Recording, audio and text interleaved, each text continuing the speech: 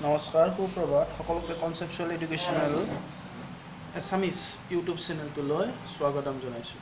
আজি আমি ৰাসায়নিক বিক্ৰিয়াৰ প্ৰকাৰসমূহৰ উদাহৰণ, শব্দ সমীকৰণ, ৰাসায়নিক সমীকৰণ কিদৰে লিখা হয় তাৰ বিষয়ে আলোচনা কৰিম।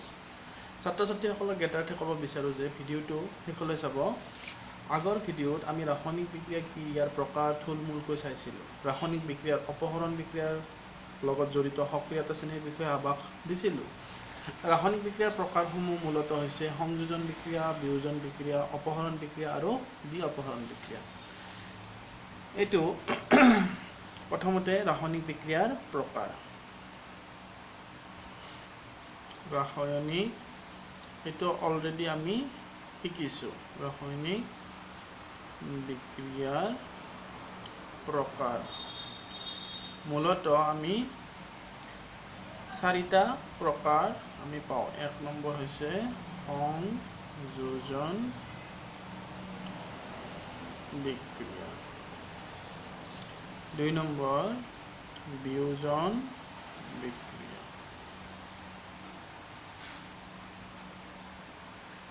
তিনি নম্বৰ অপহৰণ বিক্ৰিয়া আৰু চাৰি নম্বৰত দ্বি অপহৰণ বিক্ৰিয়া।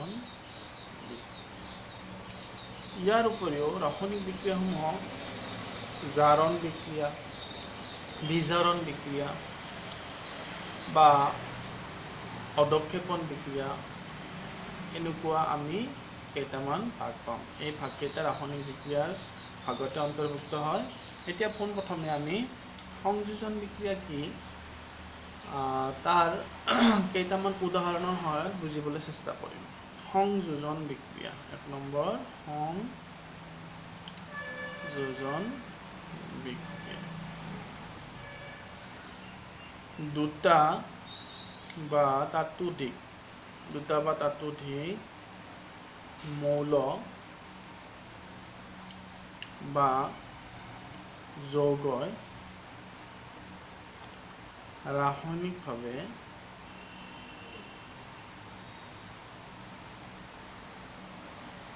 বিক্ৰিয়া কৰি এটা মাত্ৰ যৌগ উৎপন্ন কৰে। এইখিনিতে আমি এটা কথা উল্লেখ কৰিব লাগিব যে দুটা বা তাতোধিক মিন্স দুটা বেলেগ বেলেগ যৌগ হ'ব পাৰে বা মৌল হ'ব পাৰে আৰু সিহঁতে ৰাসায়নিকভাৱে যোজিত হয় বা ৰাসায়নিক বিক্ৰিয়া সংঘটিত কৰি এটা মাত্ৰ যৌগ উৎপন্ন কৰে। উদাহৰণ হিচাপে আমি চাব পাৰোঁ মেগনেছিয়াম Mg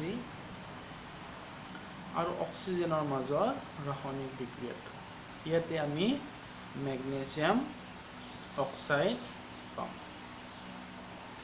এই ৰাসায়নিক বিক্ৰিয়াটোলৈ মন কৰিলে দেখা পাব যে ইয়াতে আমাৰ দুটা বেলেগ বেলেগ মৌল ৰাসায়নিকভাৱে যোজিত হৈছে আৰু এটা মাত্ৰ আমাৰ যৌগ উৎপন্ন কৰিছে। গতিকে এই ক্ষেত্ৰত এইটো আমি সংযোজন বিক্ৰিয়াৰ উদাহৰণ হিচাপে ল'ব পাৰোঁ। ঠিক একেদৰে CaO কেলছিয়াম অক্সাইড H2O ৰাসায়নিকভাৱে বিক্ৰিয়া সংঘটিত কৰি CaOH2 আৰু হিট বা তাপ উৎপন্ন কৰে। এইটো এটা সংযোজন বিক্ৰিয়াৰ উদাহৰণ। N2 plus H2 NH3 এইটো এটা সংযোজন বিক্ৰিয়াৰ উদাহৰণ। H2 plus Cl2 HCl এইটো এটা সংযোজন বিক্ৰিয়াৰ উদাহৰণ। ঠিক একেদৰে আমি অন্য সংযোজন বিক্ৰিয়াৰ উদাহৰণ H2 plus O2 H2O এইভাৱে আমি লিখিব পাৰিম। গতিকে ৰাসায়নিক বিক্ৰিয়াবিলাক আমি যদি ভালদৰে লক্ষ্য কৰোঁ তেতিয়া আমি এইটো সংযোজন বিক্ৰিয়া নে বিয়োজন বিক্ৰিয়া না অপহৰণ বিক্ৰিয়া আমি সুন্দৰভাৱে নিৰ্ণয় কৰিব পাৰিম। নেক্সট 2 নম্বৰ বিয়োজন বিক্ৰিয়া। তো বিয়োজন বিক্ৰিয়ানো কি এইটো আমি জানিবলৈ প্ৰয়াস কৰোঁ। বিয়োজন বিক্ৰিয়া সংযোজন বিক্ৰিয়াৰ সম্পূৰ্ণ বিপৰীত। ইয়াতে দুটা বা ততোধিক মৌল বা যৌগ ৰাসায়নিকভাৱে বিক্ৰিয়া কৰি এটা মাত্ৰ যৌগ উৎপন্ন কৰে। বিয়োজনত এটা যৌগৰ পৰা বিয়োজিত হয় এটাতকৈ অধিক আমাৰ মৌল বা যৌগ উদ্ভৱ কৰে। গতিকে এই ক্ষেত্ৰত বিয়োজন বিক্ৰিয়াটো আমি লিখিব পাৰোঁ এটা যৌগৰ পৰা এটা বা ততোধিক মৌল নাইবা যৌগ উৎপন্ন কৰে। গতিকে বিয়োজন বিক্ৰিয়াৰ ক্ষেত্ৰত আমি যৌগ এটা থাকিব, তাৰ পৰা আমি বেলেগ বেলেগ ধৰণৰ মৌল এটাতকৈ বেছি মৌল বা যৌগ আমি পাব পাৰোঁ। উদাহৰণ যদি আমি লক্ষ্য কৰোঁ তেতিয়া আমি দেখা পাম যে CaCO3 যেনে CaCO3 কেলছিয়াম কাৰ্বনেট, ইয়াক যদি আমি গৰম কৰোঁ তেতিয়া এই কেলছিয়াম অক্সাইড আৰু কাৰ্বন ডাই অক্সাইডলৈকে পৰিৱৰ্তিত হয়। এতিয়া এইটো এটা বিয়োজন বিক্ৰিয়াৰ উদাহৰণ, কাৰণ ইয়াতে আমাৰ যৌগ কেলছিয়াম কাৰ্বনেট আছিলে, ইয়াক আমি উত্তপ্ত কৰিছোঁ, এটা যৌগৰ পৰা আমি দুটা যৌগলৈ পৰিৱৰ্তিত হৈছে। গতিকে এই ক্ষেত্ৰত এনেকুৱা ধৰণৰ ৰাসায়নিক বিক্ৰিয়াবিলাকক আমি বিয়োজন বিক্ৰিয়াত অন্তৰ্ভুক্ত কৰিম। ঠিক একেদৰে অন্য এটা উদাহৰণ চাবলৈ যাওঁ, ZnCO3 জিংক কাৰ্বনেট, ইয়াকো যদি আমি উত্তপ্ত কৰোঁ তেতিয়াহ'লে ই জিংক অক্সাইড আৰু কাৰ্বন ডাই অক্সাইডলৈকে পৰিৱৰ্তিত হয়। এতিয়া বিয়োজন বিক্ৰিয়াবিলাকৰ কিছু ভাগ আছে। সেই বিক্ৰিয়াবিলাকক আমি তিনিটা মূলত ভাগত বিভক্ত কৰিছোঁ। যেনে 1 নম্বৰ হৈছে বিয়োজন বিক্ৰিয়াৰ ভাগসমূহ।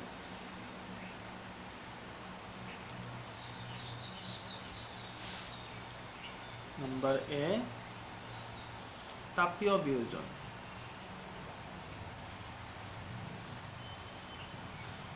তাপীয় বিয়োজন। গতিকে আমি তাপ শব্দটো পোৱাৰ লগে লগে আমি বুজিব পাৰিছোঁ যে যিবিলাক বিয়োজন বিক্ৰিয়াত তাপ দিয়াৰ ফলত যৌগটো বিয়োজিত হয় তেনেকুৱা ৰাসায়নিক বিক্ৰিয়াবিলাকক তাপীয় বিয়োজন বিক্ৰিয়া বুলি ক'ব পাৰি। ওপৰৰ উদাহৰণ দুটা তাপীয় বিয়োজন বিক্ৰিয়াৰ এটা উদাহৰণ হিচাপে আমি ল'ব পাৰোঁ। ইয়াতে চাওকচোন CaCO3, ইয়াতে আমি তাপ প্ৰয়োগ কৰিছোঁ, যাৰ ফলত ই CaO আৰু CO2 লৈ ৰূপান্তৰিত হৈছে। গতিকে এই ৰাসায়নিক বিক্ৰিয়াটো বিয়োজন বিক্ৰিয়া, কিন্তু কেনেকুৱা বিয়োজন বিক্ৰিয়া? তাপীয় বিয়োজন বিক্ৰিয়া। গতিকে তাপ প্ৰয়োগ কৰিলে তাপৰ ফলত যৌগ এটা বিয়োজিত হ'লে তেনেকুৱা ৰাসায়নিক বিক্ৰিয়া তাপীয় বিয়োজন বিক্ৰিয়া বুলিব পাৰি। বিক্ৰিয়া বুলিব পাৰি। উদাহৰণ এই দুটা লিখিলে হ'ব। CaCO3 হিট দিলোঁ অৰ্থাৎ তাপ দিছোঁ, CaO কেলছিয়াম অক্সাইড আৰু কাৰ্বন ডাই অক্সাইডলৈ ৰূপান্তৰিত হৈছে। আমি উদাহৰণত লিখিব পাৰোঁ CaCO3 তাপ প্ৰয়োগ কৰাৰ ফলত CaO আৰু CO2 লৈ ৰূপান্তৰিত হৈছে। এইটো হৈছে তাপীয় বিয়োজন বিক্ৰিয়াৰ এটা উদাহৰণ। ইয়াৰ পিছত আমি পাম বৈদ্যুতিক বিয়োজন। বি বিয়োজন বিক্ৰিয়াৰ অন্য এটা ভাগ বৈদ্যুতিক বিয়োজন। আমি নামটোতে ইয়াৰ ভাগটোৰ কথা ভালদৰে বুজিব পাৰিছোঁ। বৈদ্যুতিক তাৰ মানে বিদ্যুৎ প্ৰবাহ চালিত হোৱাৰ ফলত যদি কোনোবা এটা যৌগ ভাঙি অন্য যৌগ বা মৌললৈ ৰূপান্তৰিত হ'লে তেনেকুৱা ৰাসায়নিক বিয়োজন বিক্ৰিয়াবিলাকক বৈদ্যুতিক বিয়োজন বিক্ৰিয়া বুলি কোৱা হয়। গতিকে আমি এটা উদাহৰণৰ সহায়ত বুজিব চেষ্টা কৰিছোঁ। 2H2O ইয়াক আমি সমতুলীকৰণত লিখিছোঁ। ইয়াতে যদি আমি বিদ্যুৎ প্ৰবাহ চালিত কৰোঁ তেতিয়াহ'লে ই হাইড্ৰজেন আৰু অক্সিজেনলৈকে পৰিৱৰ্তিত হয়। গতিকে বৈদ্যুতিক বিয়োজনৰ ক্ষেত্ৰত আমি উল্লেখ কৰিব পাৰোঁ যে যিবিলাক বিয়োজন বিক্ৰিয়াত বিদ্যুৎ প্ৰয়োগ কৰিলে বা বিদ্যুৎ চালিত কৰিলে ই বিয়োজিত হয় তেনেকুৱা বিয়োজন বিক্ৰিয়াবিলাকক বৈদ্যুতিক বিয়োজন বুলি কোৱা হয়। ইয়াতে আমি যৌগ H2O লৈছোঁ, ইয়াৰ মাজেৰে আমি বিদ্যুৎ চালিত কৰিছোঁ যাৰ ফলত ই হাইড্ৰজেন আৰু অক্সিজেনলৈকে ৰূপান্তৰিত হৈছে। গতিকে এই ক্ষেত্ৰত এই উদাহৰণটো বৈদ্যুতিক বিয়োজনৰ উদাহৰণ হিচাপে আমি ল'ব পাৰোঁ। 3 নম্বৰ বা C নম্বৰ ইংৰাজীত ক'লে ফটোকেমিকেল ৰিয়েকশ্যন, ফটোকেমিকেল ডিকম্পজিশ্যন ৰিয়েকশ্যন।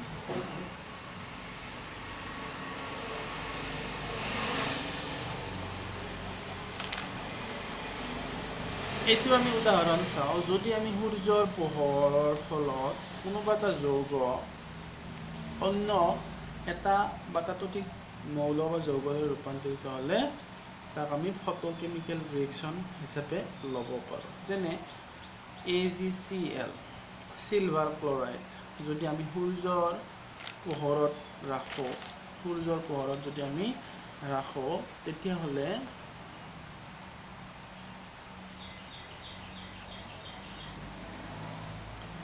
ই বিয়োজিত হৈ চিলভাৰ আৰু ক্লৰিনলৈকে বিয়োজিত হয়।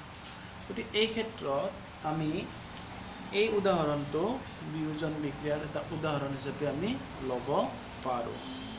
গতিকে আমি বিয়োজন বিক্ৰিয়া অধ্যয়ন কৰোঁতে আমি এই তিনিটা প্ৰকাৰৰ বিষয়ে আমি নিশ্চয়কৈ লক্ষ্য কৰিম, কিয়নো এই তিনিটা প্ৰকাৰ বিয়োজন বিক্ৰিয়াৰ এটা গুৰুত্বপূৰ্ণ প্ৰকাৰ। কেতিয়াবা প্ৰশ্ন কাকতত বৈদ্যুতিক বিয়োজনৰ উদাহৰণ লিখিব দিব পাৰে বা ফটোকেমিকেল ডিকম্পজিশ্যন বা ফটোকেমিকেল বিয়োজন বিক্ৰিয়াৰ উদাহৰণ লিখিব দিব পাৰে। তেতিয়া আমি কোনো ধৰণৰ কনফিউজ নোহোৱাকৈ লিখিব পাৰিম।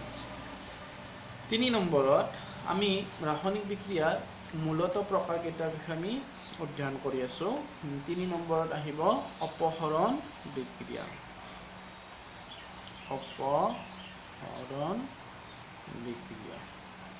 অপহৰণ বিক্ৰিয়া মই আগৰ ভিডিঅ'ত উল্লেখ কৰিছোঁ, তথাপিও ইয়াত বিশদভাৱে আলোচনা কৰিবলৈ যত্ন কৰিম। অপহৰণ বিক্ৰিয়া হৈছে দুটা মৌল বা যৌগৰ মাজত যদি ৰাসায়নিক বিক্ৰিয়া সংঘটিত হয় তেতিয়া যিটো বেছি সক্ৰিয় মৌল সেই কম সক্ৰিয় মৌলটোক অপসাৰিত কৰে। তেনেকুৱা ৰাসায়নিক বিক্ৰিয়াবিলাকক অপহৰণ বিক্ৰিয়া বুলি কোৱা হয়। গতিকে আমি ডেফিনিশ্যনত এনেদৰে লিখিব পাৰোঁ যে এটা মৌল আৰু এটা যৌগ মাজত ৰাসায়নিক বিক্ৰিয়া সংঘটিত হ'লে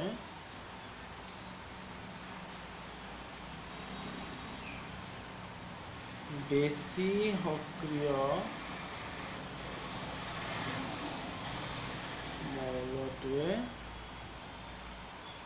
কম সক্ৰিয় মৌলটো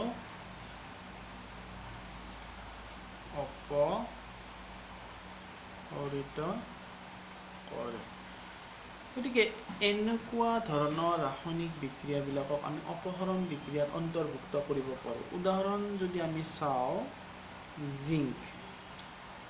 তাৰ আগতে মই এটা কথা ক'বলৈ লৈছোঁ, আগৰ ভিডিঅ'ত সক্ৰিয়তা শ্ৰেণীৰ বিষয়ে আমি বিশদভাৱে অধ্যয়ন কৰিছোঁ। গতিকে সক্ৰিয়তা শ্ৰেণীটো ছাত্ৰ ছাত্ৰীসকলে মনত ৰখাটো নিতান্তই প্ৰয়োজনীয়, কাৰণ সক্ৰিয়তা শ্ৰেণীৰ বিষয়ে যদি আভাস নাথাকে তেনেহ'লে অপহৰণ বিক্ৰিয়াৰ ক্ষেত্ৰত অকণমান আসোঁৱাহ থাকি যাব পাৰে। গতিকে সক্ৰিয়তা শ্ৰেণীটো ভালদৰে আপোনালোকে মনত ৰাখিব যত্ন কৰিব, কাৰণ সক্ৰিয়তা শ্ৰেণীৰ জৰিয়তে আমি অপহৰণ বিক্ৰিয়া এটা সুন্দৰভাৱে বুজি ল'ব পাৰোঁ।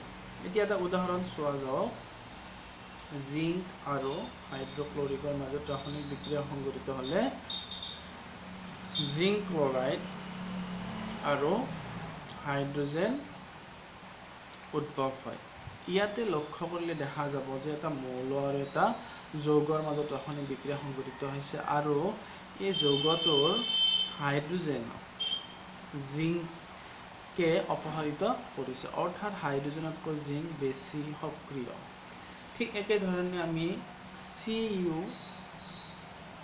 Plus AgNO3 silver AgNO3 CuNO3 2 + 2Ag। এই ক্ষেত্ৰত আমি লক্ষ্য কৰিলে দেখা যাব যে ইয়াতে কপাৰ এজিতকৈ বেছি সক্ৰিয়, গতিকে কপাৰে এজিক অপহৰিত কৰিছে। এনেকুৱা ৰাসায়নিক বিক্ৰিয়াবিলাকক আমি অপহৰণ বিক্ৰিয়া বুলি ক'ব পাৰোঁ। অন্য আৰু এটা উদাহৰণ আমি চাওঁ, Fe + CuSO4 কপাৰ ছালফেট, তেতিয়া আমি পাম FeSO4 ফেৰাছ ছালফেট + Cu। এই ক্ষেত্ৰত লক্ষ্য কৰিলে দেখা যাব আইৰণ কপাৰতকৈ বেছি সক্ৰিয়, গতিকে আইৰণে কপাৰক অপহৰিত কৰি আইৰণ ছালফেট অৰ্থাৎ ফেৰাছ ছালফেট আৰু কপাৰ অপহৰিত হৈছে।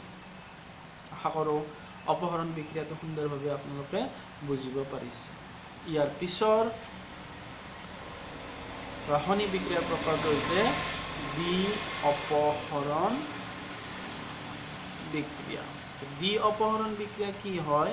সেইটো হৈছে, দ্বি-অপহৰণ বিক্ৰিয়া হৈছে দুটা যৌগৰ মাজত ৰাসায়নিক বিক্ৰিয়া সংঘটিত হ'লে যৌগ দুটাৰ আয়ন অপহৰিত হয়, দুইটা যৌগৰে আয়ন অপহৰিত হয়। সেয়েহে তেনেকুৱা ৰাসায়নিক বিক্ৰিয়াবিলাকক দ্বি-অপহৰণ বিক্ৰিয়া বুলি আমি ক'ব পাৰোঁ। অৰ্থাৎ দ্বি-অপহৰণ বিক্ৰিয়াত মূলতঃ আয়নৰ অপহৰণ হয়। আমি উদাহৰণ কেইটামান চাই লওঁ, FeS + H2SO4। ইয়াতে Fe আইৰণৰ লগত ছালফাৰ, এইটো এটা আয়ন, এইটো এটা আয়ন, এইটো এটা আয়ন, এইটো এটা আয়ন। গতিকে ইয়াৰ ৰাসায়নিক বিক্ৰিয়া সংঘটিত হ'লে FeSO4 ফেৰাছ ছালফেট আৰু H2S। ভালদৰে লক্ষ্য কৰিলে দেখা যাব যে ইয়াৰে ছালফাৰ আয়ন ইয়াৰে হাইড্ৰজেন আয়নৰ লগত লগ হৈছে, আৰু ইয়াৰে ছালফেট আয়নটো ইয়াৰে আইৰণৰ লগত লগ হৈছে। গতিকে এই ক্ষেত্ৰত দেখা যায় যে দুইটা যৌগৰ ক্ষেত্ৰত আয়নটো অপহৰিত হৈছে। গতিকে এনেকুৱা ধৰণৰ আমাৰ ৰাসায়নিক বিক্ৰিয়াবিলাকক আমি দ্বি-অপহৰণ বিক্ৰিয়া বুলি ক'ব পাৰোঁ। অন্য দুটামান উদাহৰণ আমি লক্ষ্য কৰিলে গম পাম যে দ্বি-অপহৰণ বিক্ৰিয়া কেনেদৰে সংঘটিত হয়। BaCl2 barium chloride + sodium sulphate, এই দুইটা যৌগৰ ৰাসায়নিক বিক্ৰিয়া সংঘটিত হ'লে Bৰ লগত ছালফেট আয়ন যোগ হ'ব আৰু Nৰ লগত ক্লৰিন আয়ন যোগ হ'ব। গতিকে BaSO4 আৰু 2NaCl। এই দ্বি-অপহৰণ বিক্ৰিয়াটো আমি ভালদৰে লক্ষ্য কৰিলে দেখা যাব এইটো এটা দ্বি-অপহৰণ বিক্ৰিয়া, কিন্তু লগতে এই ৰাসায়নিক বিক্ৰিয়াটো যেতিয়া সংঘটিত হ'ব এটা অধক্ষেপ পৰে, বেৰিয়াম ছালফেটৰ এটা অধক্ষেপ পৰে। মই ইংৰাজীত WPPT হোৱাইট প্ৰিচিপিয়েট বুলি কয়, বগা অধক্ষেপ পৰে। গতিকে এনেকুৱা ধৰণৰ ৰাসায়নিক বিক্ৰিয়াবিলাকক আমি অদক্ষেপণ বিক্ৰিয়া বুলিও আমি ক'ব পাৰোঁ। গতিকে ৰাসায়নিক বিক্ৰিয়াৰ ক্ষেত্ৰত অদক্ষেপণ বিক্ৰিয়াও এটা ইয়াৰ প্ৰকাৰতে অন্তৰ্ভুক্ত আমি কৰিব পাৰোঁ। অৰ্থাৎ দ্বি অপহৰণ বিক্ৰিয়াবিলাকৰ কিছু সংখ্যক ৰাসায়নিক বিক্ৰিয়া অদক্ষেপণ বিক্ৰিয়া হয়। কাৰণ ইয়াতে লক্ষ্য কৰিলে দেখা যাব যে বেৰিয়াম ক্লৰাইডে সোডিয়াম সালফেটৰ লগত ৰাসায়নিকভাৱে বিক্ৰিয়া সংঘটিত কৰি বেৰিয়াম সালফেট উৎপন্ন কৰিছে আৰু সোডিয়াম ক্লৰাইড ইয়াৰে বেৰিয়াম সালফেটটো অদক্ষেপ হিচাপে বগা অদক্ষেপ হিচাপে আমি পাওঁ। গতিকে এনেকুৱা ৰাসায়নিক বিক্ৰিয়াবিলাকক আমি অদক্ষেপণ বিক্ৰিয়া বুলিও ক'ব পাৰোঁ। আশা কৰোঁ আপোনালোকে ৰাসায়নিক বিক্ৰিয়াৰ প্ৰকাৰসমূহ সুন্দৰভাৱে বুজিব পাৰিছে আৰু পিছলৈ ইয়াৰ ওপৰত অধিক ভিডিঅ' মই আপলোড কৰিম। আশা কৰোঁ আপোনালোকে সকলোৱে বিষয়বস্তু ভালদৰে বুজিব পাৰিছে। যদি আপোনালোকৰ এই বিষয়বস্তুৰ ওপৰত কিবা সুধিবলগীয়া আছে তেন্তে আপোনালোকে কমেণ্ট বক্সত জনাব। অসমীয়া মাধ্যমৰ ছাত্ৰ ছাত্ৰীসকলৰ বাবে কনচেপচুৱেল লাৰ্ণিং এছামিজ আৰু ইংৰাজী মাধ্যমৰ ছাত্ৰ ছাত্ৰীসকলৰ বাবে কনচেপচুৱেল লাৰ্ণিং ইংলিছ দুটা চেনেলৰ আপোনালোকে ছাবস্ক্ৰাইব কৰিব পাৰিব। আপোনালোকৰ আশীৰ্বাদে মোক যথেষ্ট প্ৰেৰণা দিব আৰু আগলৈ আগুৱাই যোৱাত মোক নিশ্চয় সহায় কৰিব। গণিত আৰু বিজ্ঞান বিষয়ৰ অধিক অধ্যয়ন কৰিবলৈ চেনেলটো ছাবস্ক্ৰাইব কৰিব, লাইক কৰিব, কমেণ্ট দিবলৈ নাপাহৰিব। পুনৰাই লগ পোৱাৰ আশাৰে জয় অসম। ধন্যবাদ।